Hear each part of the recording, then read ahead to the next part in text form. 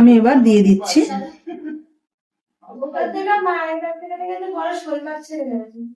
পকোড়াগুলো আমি এইভাবে চারিদিকে দিয়ে দিলাম। এটা হলো আমি একটা বোল নিয়ে নিয়েছি, বোলের সাথে আমি নিচ্ছি দেখো বেসন। এটা 100 গ্রাম বেসন আমি নিয়ে নিয়েছি। আজকে আমি রান্না করব কারি। এই বেসনটা আমি বোলটার মধ্যে ঢেলে নিচ্ছি। তাতে আমি দিচ্ছি হাফ চামচ নুন দেবো। এটা হলো হাফ চামচ নুন। এবার আমি দিচ্ছি এতে সামান্য একটু হলুদ গুঁড়ো, আর দেবো এতে লঙ্কার গুঁড়ো, হাফ চামচ লঙ্কার গুঁড়ো, আর একটু দিচ্ছি এতে জিরে মরিচ গুঁড়ো। জিরে মরিচ গুঁড়ো 1 চামচ দিয়ে দিলাম। এটা আছে একসাথে জিরে মরিচ আর ধনিয়া গুঁড়ো 3টে আছে। আর এতে দেবো আমি হাফ চামচ খাবার সোডা এটা দিলাম। দিয়ে এটা খুব ভালো করে মেখে নিতে হবে। এইভাবে আমি মিশ্রণ করে নিচ্ছি। এবার আমি এতে দিচ্ছি জলটা দিয়ে আমি একটু এটা শক্ত শক্ত করে মেখে নিতে হবে। আমি এইভাবে মিশিয়ে নিচ্ছি ভালো করে। হ্যাঁ, এবার আমার মাখাটা হয়ে গেছে। বেসনটা আমি এরম ভাবে শক্তভাবে মেখে নিয়েছি। এইভাবে শক্তভাবে বেসনটা মেখে নিয়েছি। একদম শক্ত শক্ত করেই মাখতে হবে এটা। এইভাবে মেখে নিলাম। এবার আমি একটা প্যান বসিয়ে নিয়েছি গ্যাসে। এবার আমি এতে দিয়ে দিচ্ছি, প্যানটা প্রায় গরম হয়ে গেছে, আমি এতে দিয়ে দিচ্ছি সাদা তেল। খানিকটা সাদা তেল দিয়ে দিলাম।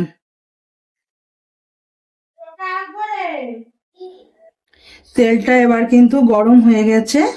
আমি এইভাবে তেলটা একটু নাড়িয়ে নিচ্ছি। আর এতে আমি দিয়ে দিচ্ছি যে কারি পকোড়াটা করব, সেই পকোড়াটা আমি এইভাবে ভেজে নেব।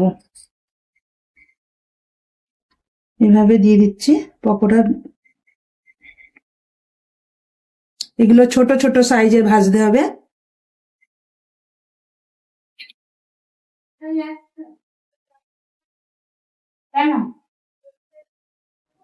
পকোড়াগুলো আমি এইভাবেই দিয়ে নিচ্ছি আস্তে আস্তে করে।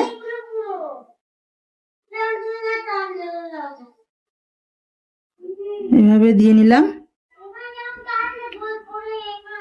এবার পকোড়াগুলো এবার এইভাবে উল্টে দিতে হবে, একটু আস্তে আস্তে করে উল্টে দিচ্ছি আমি। এক সাইডটা ভাজা হয়ে গেছে, তার অপোজিটটা লাল করে এরকম ভেজে নিতে হবে, তাই আমি এইভাবে উল্টে দিচ্ছি। আর একটু গ্যাসটা লোতেই রাখতে হবে, যাতে পুড়ে না যায়, একটু লাল লাল করে ভাজতে হবে।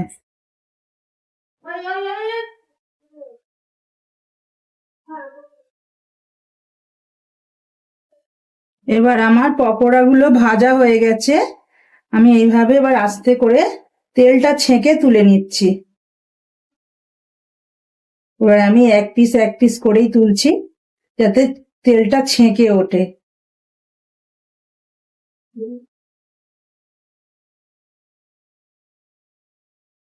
তো তেলটা ছেঁকে আমি তুলে নিলাম।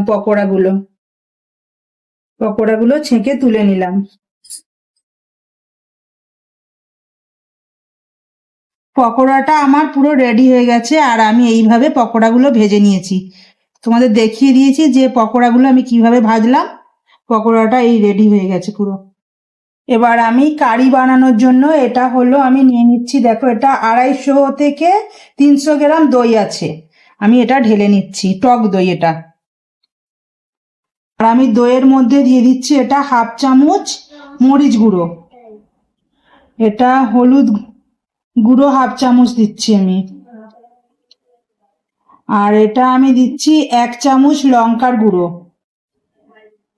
আর এটা হলো আমি দিচ্ছি জিরে মরিচ গুঁড়ো যেটা বলে, এটা আমি 1 চামচ দিলাম। 1 চামচ নুন দিয়ে দিচ্ছি, সাদা যেটা প্লেন নুন ওটা আমি দিয়ে দিলাম। আর এর মধ্যে দেব আমি, এটা প্রায় 200 গ্রাম বেসন আছে, আমি বেসনটা এতে মিক্সড করে নিচ্ছি। এটা নিয়ে এবার এর সাথে কিন্তু খুব ভালোভাবে ফাটিয়ে নিতে হবে দইয়ের সাথে। এবার এটা একটু ডেলা ডেলা হয়ে যাচ্ছে, তার জন্য আমি জল দিয়ে ফাটাচ্ছি এটা।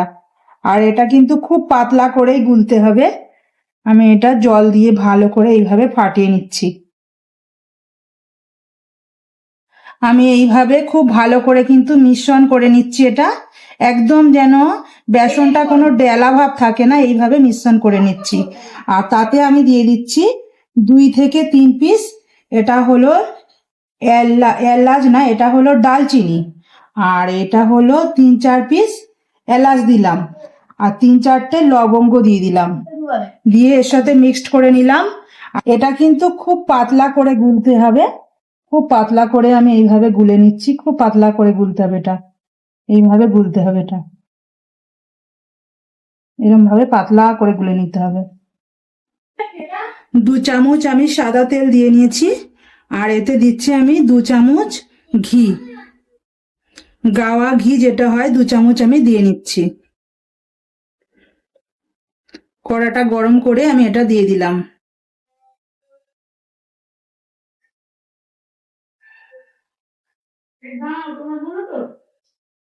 ঘিটা সাদা তেলটা যেটা দিয়েছিলাম ওটা কিন্তু গরম হয়ে গেছে।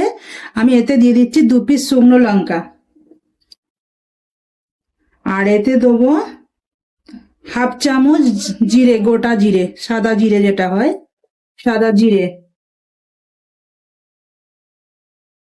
এবার আমি দিয়ে দিচ্ছি এতে কারি পাতা, কারি পাতাটা দিয়ে নিলাম, দিয়ে নাড়িয়ে দিলাম এইভাবে।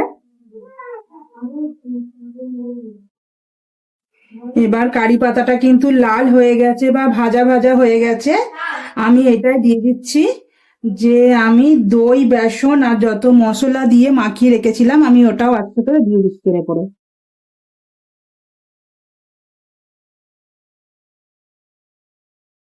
আর এটা দিয়ে কিন্তু বারবার ধরে নাড়তে হবে।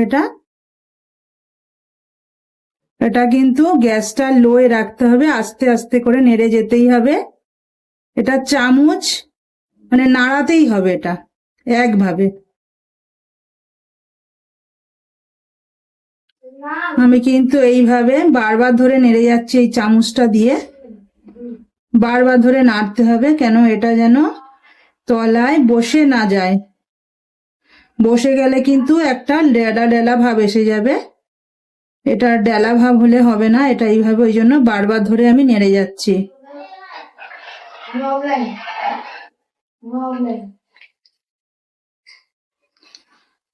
এইভাবে নাড়তে নাড়তে কিন্তু একটা ঘন ভাব এসে গেছে, একটা ঘন ঘন হয়ে গেছে এটা।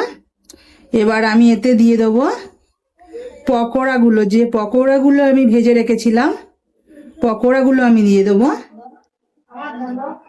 পকোড়াগুলো আমি এবার দিয়ে দিচ্ছি।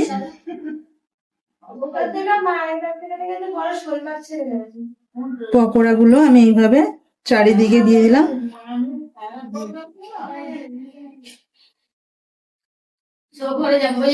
সবকিছু এরকম ভাবে দিয়ে দিতে হবে, দিয়ে নাড়িয়ে নিতে হবে এইভাবে।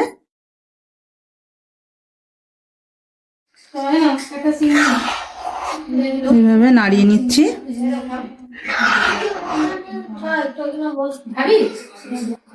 এবার পকোড়াটা দিয়ে কিন্তু আমি এইভাবে বারবার ধরে নেড়ে নিচ্ছি। আর এটা যে ছোট ছোট সাইজের ছিল পকোড়াগুলো, এগুলো কিন্তু ফুলে বড় বড় হয়ে যাচ্ছে, আর আমি এইভাবে নাড়িয়ে নিচ্ছি।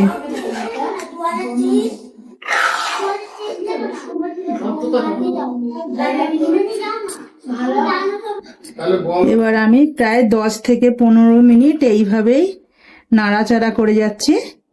এইভাবে নাড়তে হবে বারবার। আর এই পকোড়াগুলো অনেক বেড়ে বড় বড় হয়ে গেছে। এবার দেখছো পুরো একদম ঘন ঘন হয়ে গেছে এটা।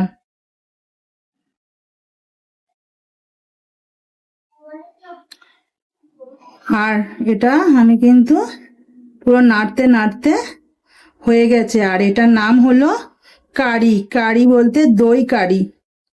পুরো আমার কারিটা পুরো রেডি, পুরো রেডি।